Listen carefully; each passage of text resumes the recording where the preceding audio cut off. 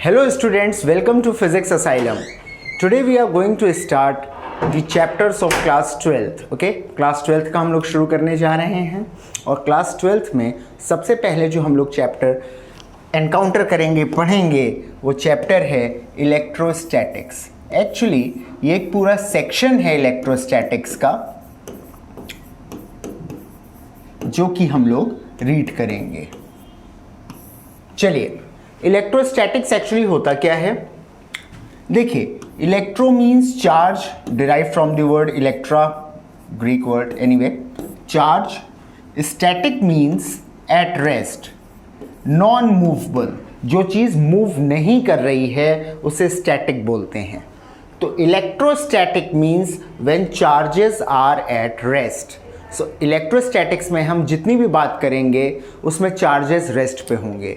Motion भी दिखेगा आपको, लेकिन उन केसेस पे जब हम लोग जाएंगे तो आपको समझ में आएगा कि ओवरऑल वो रेस्ट पे ही हैं. Anyway, so charges at rest is what electrostatic is about. यहाँ पे हम लोग चार्जेस इन रेस्ट की बात करेंगे. एक मिनट ज़रा इधर देखें. अगर हम लोग चार्ज की बात करें तो चार्ज जब रेस्ट पे होते हैं then we study about electrostatics. Charge when they are in motion.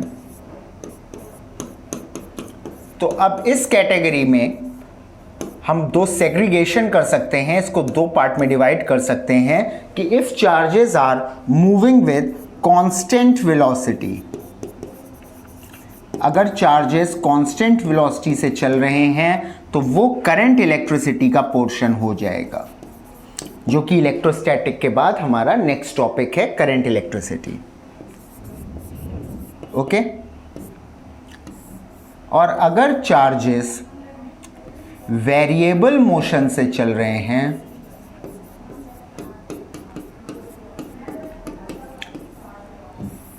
तो वो पोर्शन आता है इलेक्ट्रोमैग्नेटिज्म में, जिसको हम लोग बाद में स्टडी करेंगे, हमारे सिलेबस में है. ओके, ये है चार्जेस की पूरी कहानी, द होल स्टोरी. ठीक है, अभी हम लोग कॉन्सेंट्रेट करेंगे चार्जेस एट रेस्ट पे. ठीक है, चलिए. Now first of all, what is a charge. सबसे पहला क्वेश्चन है कि चार्ज एक्चुअली होता क्या है. What is a charge. So charges, अगर आप किसी से पूछे, बच्चों से पूछे चार्जेस होते क्या हैं, तो बच्चे कोई कह देगा वो प्लस और माइनस होते हैं, कोई आपको क्यू बता देगा. प्रॉपर डेफिनेशन बहुत कम लोगों को मालूम होती है. Charge is actually the intrinsic property of matter. It is intrinsic property of matter. ये मैटर की इंट्रिंसिक प्रॉपर्टी है. मैटर कोई भी ऐसी चीज which has mass and occupies space. ठीक है, वो मैटर होता है. जूनियर क्लास में आप इसे पढ़ चुके हैं. Solid, liquid, gases, plasma. ठीक है, चार्ज मैटर की इंट्रिंसिक प्रॉपर्टी होती है. एक्चुअली मैटर की दो इंट्रिंसिक प्रॉपर्टी होती है. Intrinsic means inherent, natural property. Okay, property with which matter exist. ये प्रॉपर्टीज मैटर ने कहीं से अक्वायर नहीं करी हैं, ये मैटर ने अपने अंदर लाई नहीं हैं. ये प्रॉपर्टीज मैटर के साथ एग्जिस्ट करती हैं. ओके, जैसे ह्यूमन बींग्स या एनिमल्स, हमारी प्रॉपर्टी होती है that we feel hunger. Yes और नो, हमें भूख लगती है. वी फील थर्स्ट, हमें प्यास लगती है. उसी तरह से ये हमारी प्रॉपर्टी है, we are born with that property. Yes और नो. उसी तरह से मैटर की इंट्रिंसिक प्रॉपर्टी है चार्ज. ओके, एक्चुअली मैटर की दो इंट्रिंसिक प्रॉपर्टीज होती हैं. एक होती है mass and second is your charge. Fine. First is mass, second is charge. और इस मास के रेलेवेंस में किस तरह से बिहेवियर होता है ये हम लोगों ने ग्रेविटेशन क्लास 11th में अच्छे से एक्सप्लोर किया है. राइट. अब हम लोग कॉन्सेंट्रेट करने जा रहे हैं चार्ज पे. ठीक है. So charge is the intrinsic property of matter. It is intrinsic property of matter. चलिए आगे चलते हैं और बात करते हैं नेचर ऑफ चार्ज की। क्या नेचर होता है चार्ज का?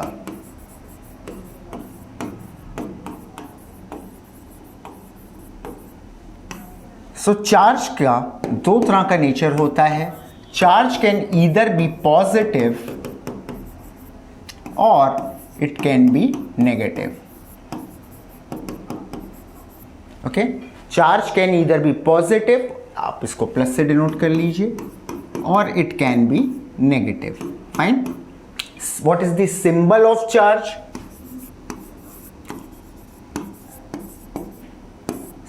चार्ज को हम लोग प्लस क्यू या माइनस क्यू से डिनोट करेंगे डिपेंडिंग ऑन द नेचर, और ये क्यू कैपिटल भी हो सकता है इन ब्लॉक लेटर्स, और ये स्मॉल लेटर से भी आप लिख सकते हैं। ठीक है, this is the symbol for charge.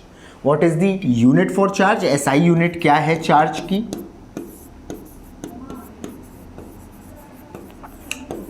So, charge is known after the great scientist who worked a lot in the field of charge, Coulomb. Okay, so to honor that great man, हम charge की SI unit को coulomb बोलते हैं, and it is represented by capital C. It is represented by capital C. ठीक है, ये बहुत ही basic बातें हैं चार्ज से रिलेटेड, आपको मालूम होंगी। ठीक है, चलिए आगे चलते हैं। So unit of charge is coulomb, represented by capital C, symbol I have shown to you, and nature of charge can be positive or it can be negative. Okay. अब चलिए एक खास प्रॉपर्टी है चार्ज की, उसके बारे में देखते हैं। The property is that like charges, like means एक जैसे charges जिनका नेचर एक जैसा है, like charges repel each other.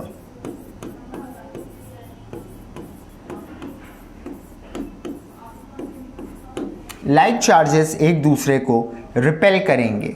ठीक है, अगर मेरे पास मान लीजिए यहाँ पे प्लस क्यू और एक और प्लस क्यू चार्ज है और ये एक दूसरे की क्लोज विसिनिटी में हैं, तो ये दोनों एक दूसरे को रिपेल करेंगे, पुश करेंगे। Pushing, what is rappelling? Rappelling means pushing. ये दोनों एक दूसरे को पुश करेंगे। ठीक है, अगर मेरे पास दो नेगेटिव चार्ज हैं, अगेन लाइक चार्जेस, ये भी एक दूसरे को पुश करेंगे। ठीक है, so like charges repel each other. Like charges हमेशा एक दूसरे को रिपेल करते हैं, पुश करते हैं। फाइन। अब if you go to the basics, class 8th 9th, when you read about the force, so there was a definition in NCERT that pushing or pulling is termed as force. Okay, so this is the pushing action, यानी कि ये charge एक दूसरे पे force लगा रहे हैं जिसकी वजह से ये दूर भाग रहे हैं। yes or no? ये एक दूसरे पे फोर्स लगा रहे हैं जिसकी वजह से ये दूर भाग रहे हैं, पुशिंग कर रहे हैं एक दूसरे को। ठीक है, okay, moving on.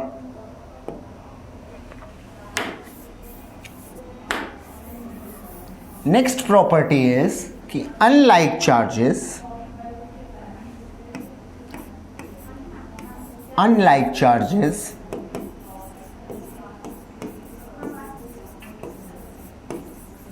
Attract each other.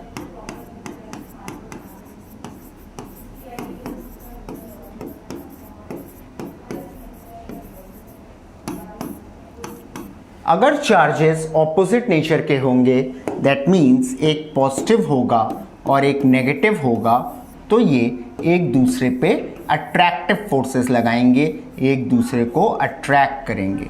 To charges opposite nature placed in the vicinity of each other, they are going to attract each other, एक दूसरे को अपनी तरफ खींचेंगे, पुल करेंगे। अगेन फोर्स, यस और नो, एक दूसरे पे फोर्स लगा रहे हैं जिसकी वजह से एक दूसरे को अपनी तरफ खींच रहे हैं।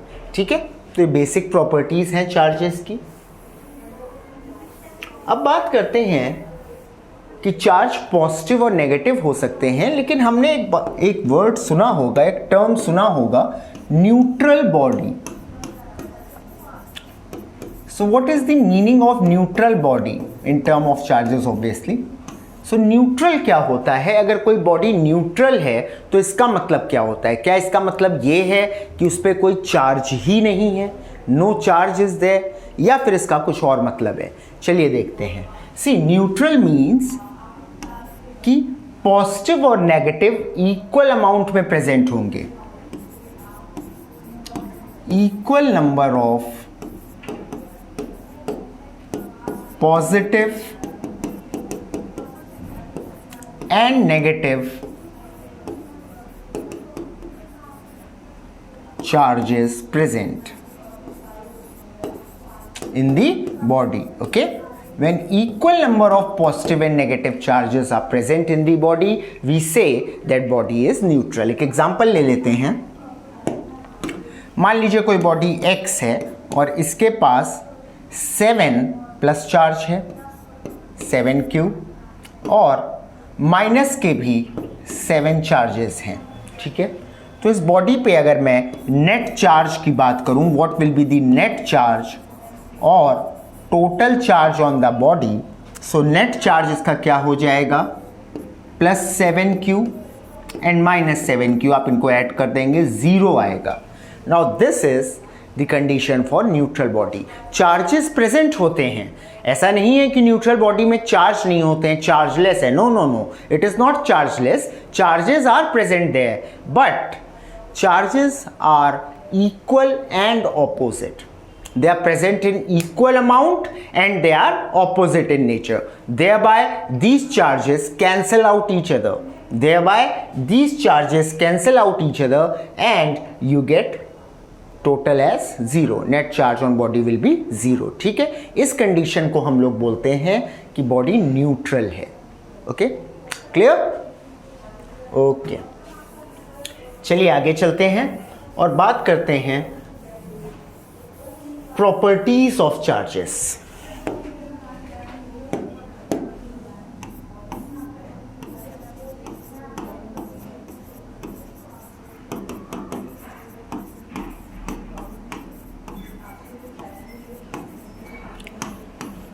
सो प्रॉपर्टीज ऑफ चार्जेस में नंबर 1 आता है quantization of charge.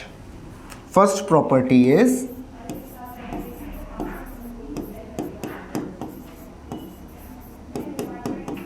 quantization of charge. Okay, what do we mean by quantization of charge? अब ये एक वर्ड है, जब आप किसी से कहें क्वांटाइजेशन क्या होता है तो अक्सर लोगों को नहीं मालूम होता, वो Q इक्वल्स टू एनी इसका फॉर्मूला बोल देते हैं. एक्चुअली क्वांटाइजेशन का मतलब क्या होता है? क्वांटाइजेशन का मतलब होता है something which exist in proper integral form. Okay, that is quantized. अब जैसे एक बहुत पुराना एग्जाम्पल है, बहुत से टीचर्स कहते भी हैं कि the food that we eat is not quantized because it is not a measurable form. आप मेजर नहीं कर सकते हैं, not a measurable quantity, right? Proper integral measurement should be there of that quantity for it to be quantized. Okay, for example, you go to a shop and you ask a shopkeeper, you go to a stationery shop and you ask a shopkeeper for 4 pens. Okay, he will provide you with it. If you ask for 100, 1 lakh pens, then too you can get it. But if you ask for 4.5 pen, 4.3 pens, obviously you won't get any pen. Okay, it can either be 4 or 5. Proper integer should be there. Similarly, charges are quantized. Okay, charges exist in the integral multiple form of E. Okay, charges are quantized, they exist in integral multiple form of E. What do I mean by this? I mean that Q will equal to N into E, where Q is your charge, N is some number, integer it will be. Okay, and what is E? This is the minimal possible value a charge can have. सबसे कम value जो charge के पास हो सकती है वो है E.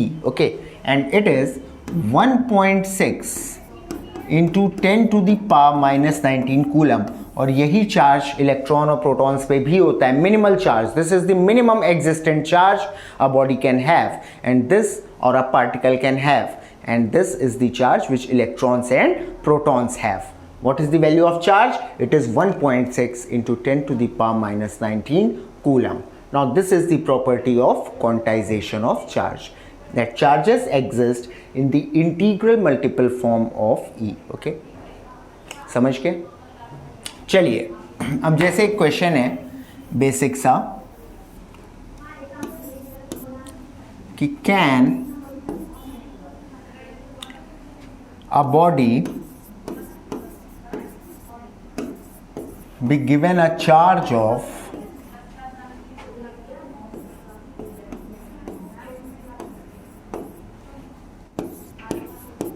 8 microcoulomb.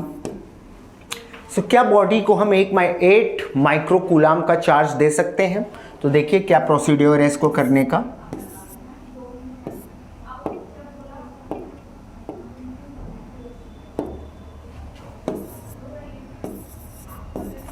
Okay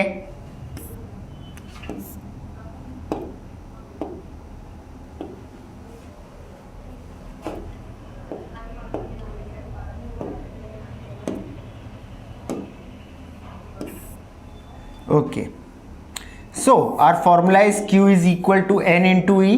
Value of Q is 8 microcoulomb. Okay, microcoulomb means 10 to the power minus 6 coulomb. Okay, N we don't know. Value of E is 1.6 into 10 to the power minus 19. So 8 into 10 to the power minus 6 divided by 1.6 into 10 to the power minus 19 is equal to N. Okay. So answer will be 5 into 10 to the power 13. This is the value of N. You can see it is an integer. Yes, this charge can exist. It is an integer, so this charge can exist or body can be given this amount of charge. Okay. ये है इसका modus operandi. Fine. चलिए आगे चलते हैं and let's talk about next property of charge. That is conservation of charge.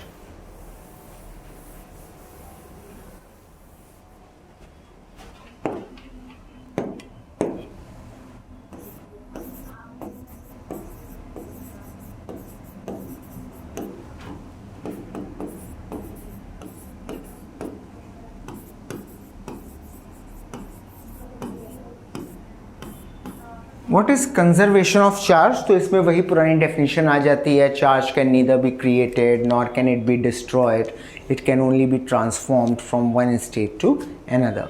Charge को आप create नहीं कर सकते from one body, not state, from one body to another body. आप चार्ज को क्रिएट नहीं कर सकते, आप चार्ज को डिस्ट्रॉय नहीं कर सकते, आप चार्ज को एक बॉडी से दूसरी बॉडी में ट्रांसफ़र कर सकते हैं. That's it. ओके, अब जैसे अगर आपको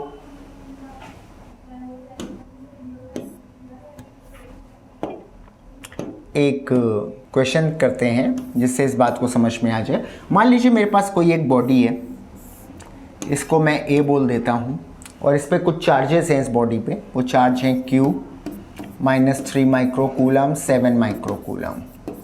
और एक मेरे पास कोई दूसरी बॉडी है, मैं इसको बोल देता हूँ B और इस पे चार्ज हैं 8 माइक्रोकूलम, 2 माइक्रोकूलम, 5 माइक्रोकूलम. ओके, और मैंने आपसे मान लीजिए एक स्टार्टिंग में इजी सा क्वेश्चन ले रहे हैं समझाने के लिए, तो मैंने आपसे कह दिया कि both the bodies have equal amount of charge और equal amount of charge is present on both the bodies. Then find the value of this Q1. So देखिए बहुत ईजी प्रोसीजर है. Q1 -3 + 7 will equal to 8 + 2 + 5. So Q1 will equal to 15 - 4, that is 11 microcoulomb. ठीक है, Q1 will equal to 15 - 4, that is 11 microcoulomb. Now this is the property of conservation of charge. बोलिए बात समझ में आ गई? ठीक है, okay.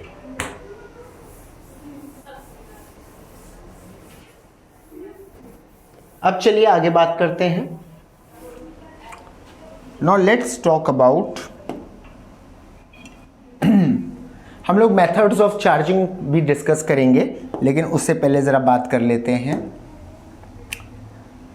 Conductors and insulators. Actually 3 तरह के मटेरियल्स होते हैं, conductors, insulators and semi conductors. Dielectric को भी हम एक स्पेशल कैटेगरी, एक सेपरेट कैटेगरी में रखते हैं, क्योंकि डाइलेक्ट्रिक भी कंडक्टर या इंसुलेटर या सेमी कंडक्टर की तरह बिहेव नहीं करता है, उसकी अपनी डिफरेंट प्रॉपर्टीज़ हैं। बट फॉर नाउ हमारा डिस्कशन कंडक्टर्स और इंसुलेटर्स के अबाउट ओरिएंटेड है। तो चलिए कंडक्टर्स के बारे में बात करते हैं। सबसे पहले क्या प्रॉपर्टी होती है कंडक्टर्स की?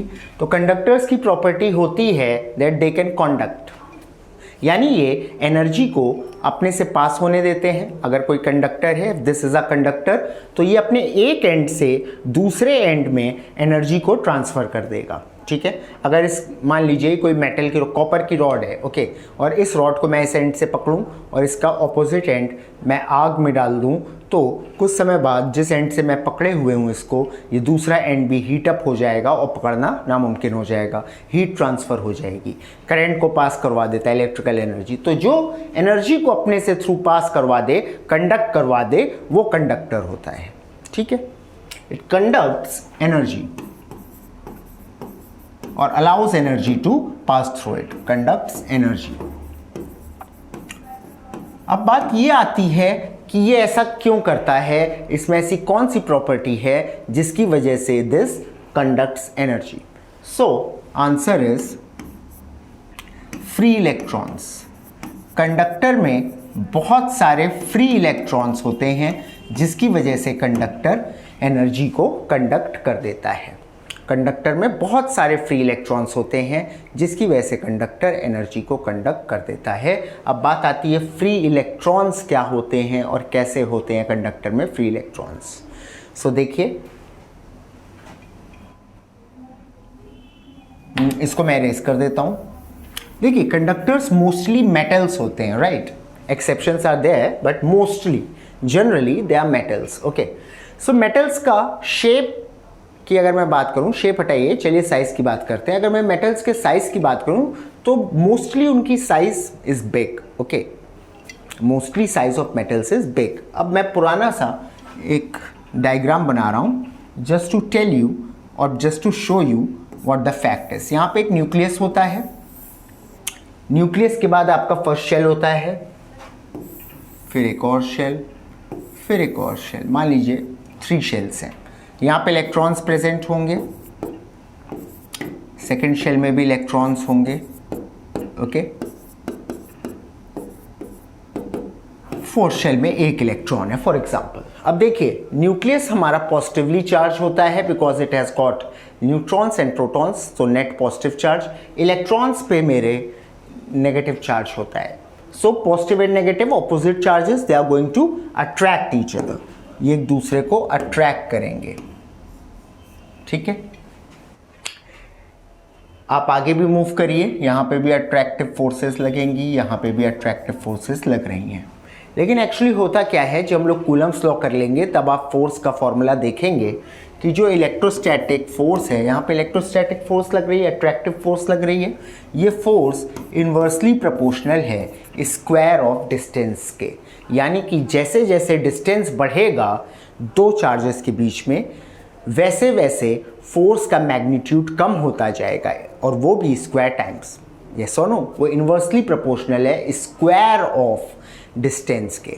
तो यहाँ पे देखिए, जैसे जैसे ये इलेक्ट्रॉन, क्योंकि बड़ी साइज़ है, शेल्स ज़्यादा हैं, जैसे जैसे इलेक्ट्रॉन्स न्यूक्लियस से दूर जा रहे हैं, वैसे वैसे उन पे जो न्यूक्लियर फोर्स लग रही है, this force is actually in language of chemistry called nuclear forces. Okay, attractive forces, आप कुछ भी बोल लीजिए, लेकिन आपको कॉन्सेप्ट समझ में आना चाहिए कि जो अट्रैक्टिव फोर्स लग रही है ये डिक्रीज करती जा रही है जैसे जैसे इलेक्ट्रॉन का डिस्टेंस इंक्रीज कर रहा है न्यूक्लियस से। ठीक है, और जब आप बात करेंगे आउटर मोस्ट शेल की, तो आउटर मोस्ट शेल में तो इलेक्ट्रॉन बहुत दूर हो गया न्यूक्लियस से। जब इलेक्ट्रॉन दूर हो गया तो अब उस पर जो फोर्स लग रही है वो बहुत कम है बाकी शेल्स के कंपैरिजन में, ठीक है। तो ये इलेक्ट्रॉन एक तरह से फ्री इलेक्ट्रॉन होता है और ज़रा से एजिटेशन में, एक्साइटमेंट में ये बाहर जंप कर जाता है, राइट। ये अपने एटम को लीव करके बाहर जंप कर जाता है। जो एटम जिससे इलेक्ट्रॉन बाहर जंप किया है वो एटम कहलाता है kernel. Now this is known as kernel and this is your free electron. और ये अब मेटल में रोम करता है freely. This is your free electron. ये तो मैंने आपको एक एटम की कहानी बताई, ऐसे बहुत सारे एटम्स हैं, सबसे फ्री इलेक्ट्रॉन्स जंप कर रहे होंगे। तो इमेजिन करिए कितने सारे फ्री इलेक्ट्रॉन्स होंगे एक मेटल में। एक एवरेज है कि 10 to the power 29 free electrons are present in 1 metre cube of a conductor, ठीक है। बहुत सारे फ्री इलेक्ट्रॉन्स होते हैं कंडक्टर में, ठीक है। अब इन फ्री इलेक्ट्रॉन्स की वजह से ही आप जब एनर्जी देते हैं कंडक्टर को तो ये फ्री इलेक्ट्रॉन्स एनर्जी को कंडक्ट कर देते हैं। ये फ्री इलेक्ट्रॉन्स एनर्जी को कंडक्ट कर देते हैं। तो एक्चुअली कंडक्टर की जो प्रॉपर्टीज हैं, it is because of the presence of free electrons. Okay, free electrons are the reason for the conduction property of the conductors, ठीक है। ये बात क्लियर हो गई। चलिए इंसुलेटर्स की बात करते हैं कि इंसुलेटर्स में क्या है, वो क्यों नहीं कंडक्ट करते हैं। So insulators don't have free electrons. Actually इनका जो साइज होता है, again generally it is comparatively quite small in comparison to your metals. Okay, इनका साइज मेटल के कंपैरिजन में काफ़ी छोटा होता है। माइक एनीवे, तो साइज छोटा होने की वजह से इन पे जो अट्रैक्टिव फोर्स होती हैं, इनके इलेक्ट्रॉन्स पे जो न्यूक्लियस अट्रैक्टिव फोर्स लगा रहा है वो काफ़ी ज़्यादा है क्योंकि डिस्टेंस ज़्यादा नहीं है। तो अब ये इलेक्ट्रॉन्स फ्री नहीं हैं बाहर जंप करने के लिए। ये फ्री इलेक्ट्रॉन्स नहीं होते हैं इंसुलेटर्स में, या फिर आप कह सकते हैं फ्री इलेक्ट्रॉन्स नेग्लिजिबल होते हैं, एब्सेंट होते हैं इंसुलेटर्स में। So they don't have free electrons. और जब फ्री इलेक्ट्रॉन्स नहीं होंगे सो ऑब्वियस सी बात है ये कंडक्ट नहीं कर पाएगा एनर्जी। क्लियर हो गई बात।